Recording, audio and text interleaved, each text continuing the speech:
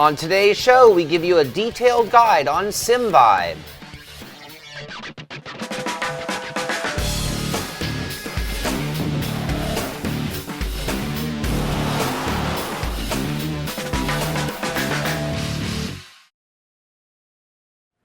Welcome to Inside Sim Racing. I'm Sean Cole with my good buddy Darren Ganji, and we're here today to give you a very detailed guide on how to set up the Simvibe portion of the Sim Commander software by Sim Experience. That's a lot of words to say right there. It sure is. And if you're not familiar with what we're talking about, then you may not have watched our review, or maybe you did, maybe you didn't, whatever, but you want a tutorial on the Simvibe software, like Sean mentioned. And if you didn't watch our review, go to the link here in our description and you can check that out and tell you what we think about it. And we mentioned in it that we were going to do a tutorial on getting started, and here it is. So this is going to be a little dry, and it is just a tutorial. So there are a few things that we've already established that you're going to need, and that starts with an additional sound card. Obviously, you're also going to need a PC computer with the existing sound card in it. In our case, we bought the Asus GGX 5.1 surround sound, and it cost us about 30 bucks. You're also going to need some transducers.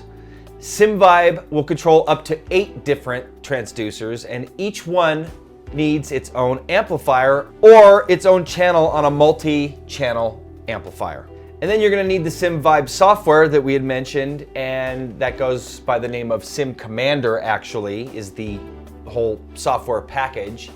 And that's available at simexperience.com. Depending on your sim rig and the amount of transducers you will use, it may affect the type of setup that you're going to want to use with it. In my case, I'm using 4 different transducers, one in each corner or each wheel of the car of my rig. And this is actually referred to as chassis mode. That's right, and the way I have mine set up is actually with 2 transducers or butt kickers.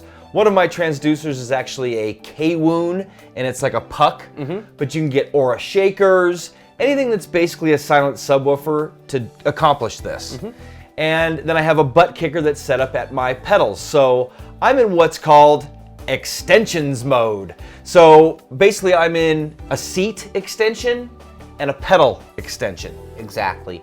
And to cover the extensions mode real quick, there are pedals, seat, shifter, and one that we didn't talk about in our review because it's not covered in the software, but it's the wheel, and you can actually hook one there. Combine that with chassis mode, and you can actually do 8 shakers. First thing you're going to do is install your sound card.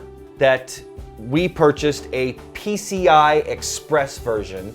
Sean and I both purchased that, and that's the little slot on our motherboards that I honestly didn't realize I could purchase a sound card for, and I'm running dual video cards, so it was actually great for it. So we purchased a 5.1 Asus PCI Express slot sound card, and you're gonna need to install that. Yeah, and installing it is pretty straightforward. If you've ever done anything on your computer, and even if it's your first time, you're gonna open the case, you're gonna look for that corresponding slot, you're gonna remove the tab at the back of the computer where the connections go into the back, and then you're gonna slide that card in, lock it into place, lock it down with the little set screw, put the case back on, and you're all set. Now, if you're not comfortable doing something like that, you can take it to a local PC shop. Here in the States, Best Buy has Geek Squad. Yeah. I'm sure they can do something like that for you. So if you're not familiar installing that second sound card, you may want to get a professional to do it. So besides installing that hardware, you also have to install the drivers or software that goes with it, and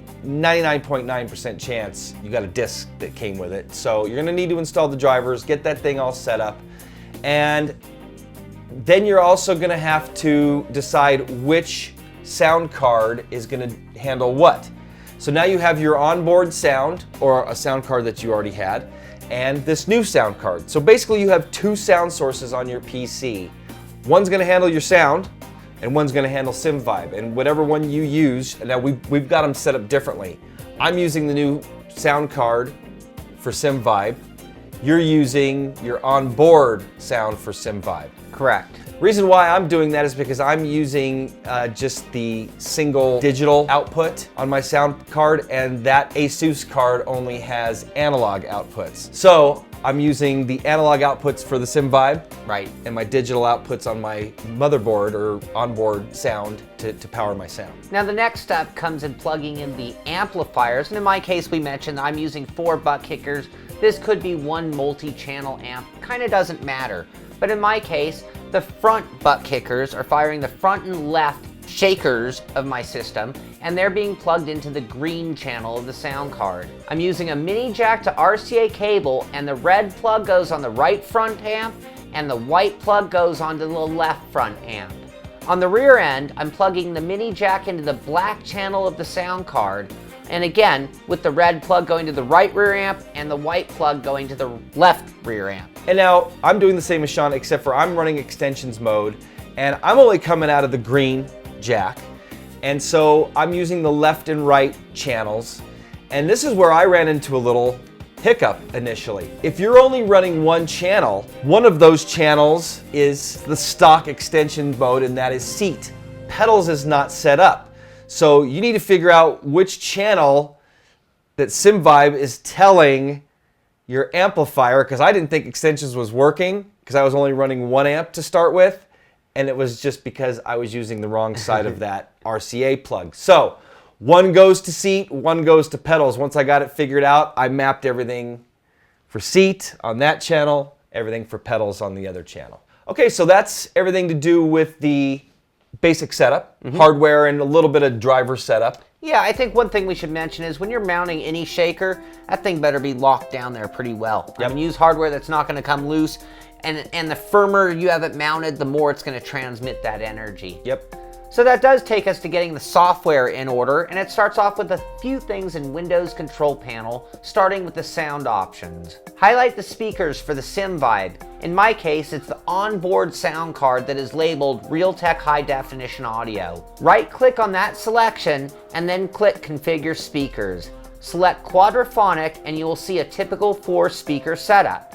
At this point, you can actually test your shakers by clicking on any of the 4 speakers on that screen. Now I think right there we should stop and say that if you don't set it up in this quadraphonic, and I haven't tried otherwise, that problems could happen. That there could be issues with how Simvibe interacts. Even if you're just running 1 amp, you got to set it up in this quadraphonic sound. Absolutely.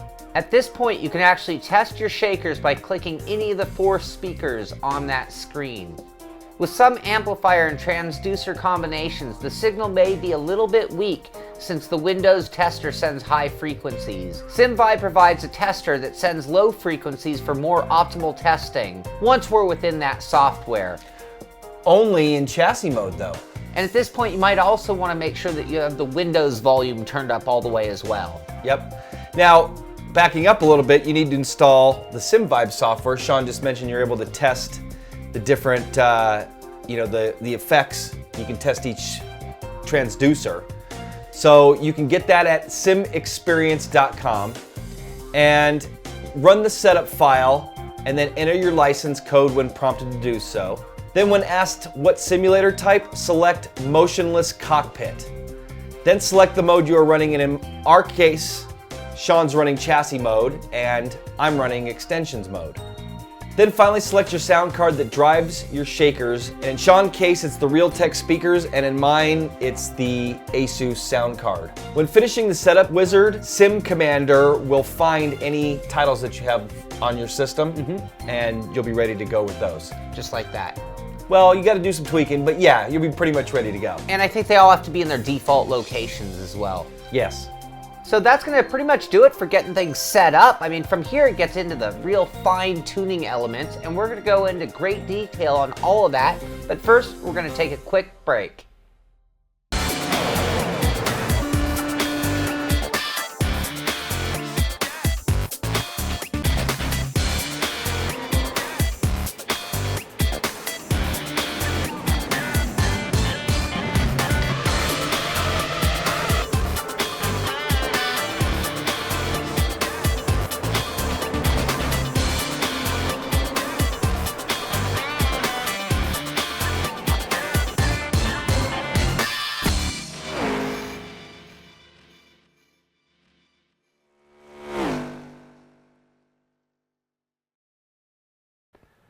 Welcome back to our detailed setup guide on Simvibe software. I'm Sean Cole with Darren Ganji, and now it's time to take a look at Sim Commander software. When you first fire up the Sim Commander, it brings up its launching screen.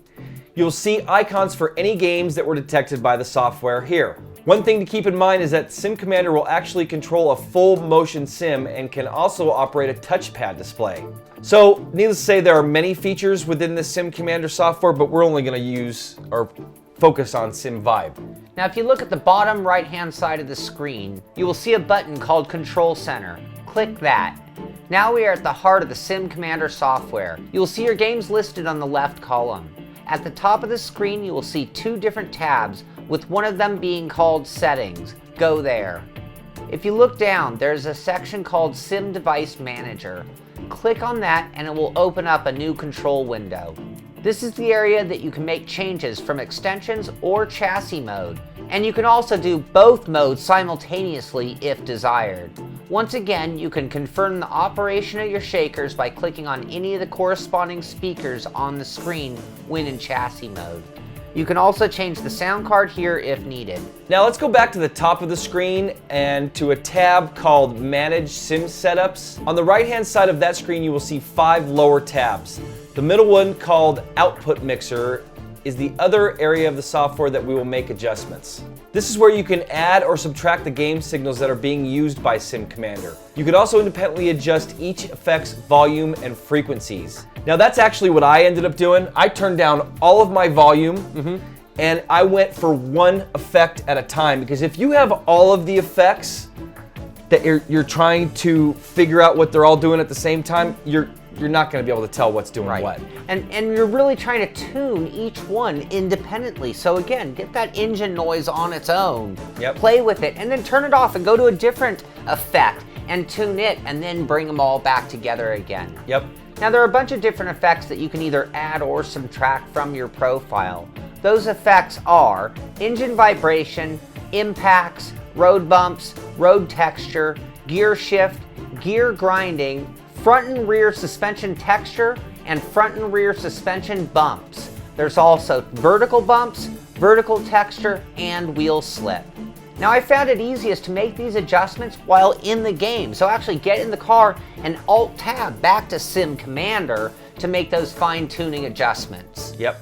And something that we really need to mention here too is the stock setup is probably not going to work for everybody. Most likely it's not going to work for everybody because everybody's environment when it comes to sim racing varies greatly. So that's why you really got to dial it in for yourself. This is not a plug and play piece of software. Sure, it'll plug and play, but you really need to take the time to dial it in if you want it to work properly. Absolutely. And I think right out of the box, it will work kind of plug and play in terms of just working, but getting it really dialed in for you. And again, it has no way of knowing what kind of transducers you're using or how much amperage you're using. How heavy your rig weighs. Yeah. How How much cushion you have in your seat. Yeah. I mean, there's so many different variables that, again, the volume of your amplifiers. You know, Sean came over the other day and I dialed his in from sitting outside his rig while he was driving, and I'm like, okay, how do you feel this? How do you feel that? And then at my house the other day, he came over and he's like, you're not getting much up front here. And I'm like, really? So Sean fired it up for me, and man, it really made a difference. And I didn't have that front butt kicker turned. The overall volume turned up enough. And sure, when I isolated it, I felt it by itself, but turn everything up and it just kind of got lost in the shuffle. Yep. Now on the amplifier thing, like you mentioned, I was making those adjustments. Well, ultimately on the butt kicker, it has a bunch of settings, but I turned them all off because I want the Sim Commander to take care of things like the high and low filter cutoffs, for example. So basically it was just getting the volume of the amplifier where I wanted it and then letting Sim Commander take over from there. And just one more little warning, I wouldn't start with everything at full blast. And if you go remember original butt kicker, it will shake the life out of you. So you might want to turn things down a little bit and then work your way up from there. For sure. So let's go ahead and launch Iracing by clicking its icon here on the center of the screen. You will notice that Sim Commander has its own browser. Now, you can't just use the regular browser. You can't use Chrome or Internet Explorer. It functions just like those, but the Sim Commander software won't launch if you don't use the Sim Commander browser. Right, and that's only the case for Iracing. All the other games, when you click the icon, everything's normal. It just launches the game. Correct. All right, now, so if you've set everything up correctly, at this point, jump into a test session and you should feel everything vibrating. But again, you should be at this point already, because we were telling you to Alt-Tab out, adjust this, adjust that. But the bottom line is, once you've got everything dialed in, you should jump in. Even after the basic setup, you should be able to jump in and feel things rumbling. And if you don't, something is set up wrong. Like I talked about at the start of the show, I had the wrong channels plugged in for seat. Right. And what was weird is everything was firing when I did my Windows tests. But then I went in game and I'm like, something's wrong here. I was getting no rumble. Right. It's because the rumble was going to the other channel. Absolutely. It was as simple as that. And again, as we mentioned, for the best results, turn things off and get one dialed in, move to the next one, and then maybe you want to combine them. Whatever it is, take your time, trial and error, to figure out what works best. Also, if you don't want to you don't want a specific effect that comes with the Simvibe, you can just turn it off. There's an option just to blank it out or turn it completely off. Now, for each one of these effects, you have, like we mentioned, volume and frequency, and you can adjust each one of these effects individually. For the high-end users, there's actually a whole other layer of tuning ability. If you click on the engine row, or maybe I would call it the engine effect column, it will open up more controls to that particular effect. Here you can change the RPM minimum and maximum for the engine vibration. You can also adjust the highest or lowest tone of the motor that is being signaled, or the location of that particular effect, in my case, all four corners having the engine shake the whole car. And in my case, I have front and back shaking the car with my engine. I want to feel the engine in the front and the back. Exactly. And you could change that though. So depending on, I guess, if you had a front engine car or rear engine, but for me, I kind of like that effect everywhere. I do too. Each effect has slightly different tuning options, but in theory, they all work in the same way. I will admit that a lot of these settings are actually over my head, but for most of you, you probably won't have to tweak some of those settings to get most of what you can get out of Sim Experience. I agree. And through the process of Alt-tabbing in and out of the game and keeping everything running, can really, like we mentioned, help you get things dialed in. And if you want to get them dialed in properly, take the time and have patience to do that. And you know what else? There's no magic setup that we can just give you. Sure, we can tell you what our settings are, but they're going to vary, again, for your setup. How many butt kickers you have, the type of butt kicker you're using or transducer you're using, your rig, the car you're driving. Yeah, the sim that you're driving. I mean, each sim, each car. I'm to the point now, I have a different profile for like 3 different cars in Iracing alone, and that's because each car actually transmits differently. So as you can see, the Simvibe software does quite a bit, and we've only tapped into the Simvibe portion of it. The Sim Commander does the motion, the touchscreens, and all that stuff. And it actually sounds pretty complex, when we're discussing it and looking at some of these screens. But honestly, it was a lot easier, once I got it all set up, and then it's just going to take that trial and error, going back and forth, and hey, maybe run it for a little while and then realize, maybe this is shaking the life out of me. Right. And I got too much engine vibration. Like, honestly, I ran an hour race in mine the other day and I got a little too much. Man, I walked out with that buzz, So, yeah, it's going to take trial and error and just running laps. Absolutely. Or feeling the difference between like the road texture and the wind noise, which is, you're the one who found the wind noise, found that and added that effect into the game, or into your particular profile, and just sort of getting it to that level and really to the point where it does the most for you. Yeah, and there's a tip, as far as our setup goes. I added that wind noise effect, and basically all that is happening, it's not actually wind data that's coming into Simvibe. It's taking the speed that you're going, and as you go faster, more wind noise is generated or more wind rumble. And that's always, even when I was using the butt kickers or transducers without Simvibe, right? That low end wind noise has always been there, rumbling it, and I like that effect. Yeah, and one more word of advice, which I mentioned earlier, but start off low on volume. In the case of the butt kicker amps, you actually get a red light happening when they are clipping, and that's just it's overdriving the butt kickers. So you definitely want to turn them down to a point where that's not happening. And again, it's always easier to kind of turn it up. I mean, you don't want to blow your devices or damage anything in the process of testing. Yeah, exactly. You don't want to overheat anything. So that's the thing. Also, I'm sure you should keep your amps ventilated. You know, originally you had yours on carpet here, but they weren't on actual carpet. He had them elevated up on a plate, so they weren't. You know, I would say don't put them on carpet. So, you know, it's kind of like speakers. If you turn them all the way up and overdrive them, you can damage them. Right. So, you know, be careful. So we hope this tutorial on setting up the Simvibe software has helped, or at least you've gotten something out of this. I guess you could call this an extension, the extensions mode of our review. And if you haven't and you still need more help, Bernie at Sim Experience is awesome. Yeah. He will help you get set up. We also have a thread in our forum about Simvibe, you know, and the software and getting it set up. Feel free to, you know, join in the conversation there. Ask questions about your particular setup, you know, equipment that you may be interested in getting. Again, I got those K-Woon pucks. Right. I don't even remember the brand of my amp, but it's some little mini amp, and that thing kicks butt. It works. So yeah, you know, reach out to us if you need help with your setup. You know, and I've seen people in the forum already making comments based on our review. So I can tell there are a lot of high-end users who know more than we do about this, and probably a lot of really good advice out there in the forums. Yep. So anything else from you? Nope. That's going to do it from today.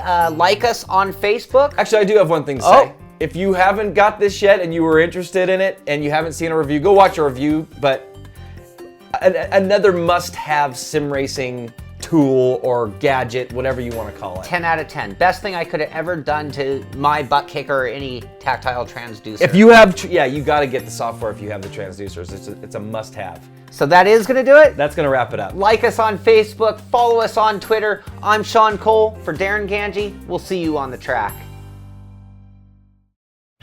Okay, ready? Mm-hmm. Welcome back to our detailed guide. I have it right there. Ready? Yep. Welcome back to our detailed setup guide on Welcome back to our detailed setup guide on. I'm just thinking about, dude. You better get together when we have the live show going. Oh, There ain't no retakes. No.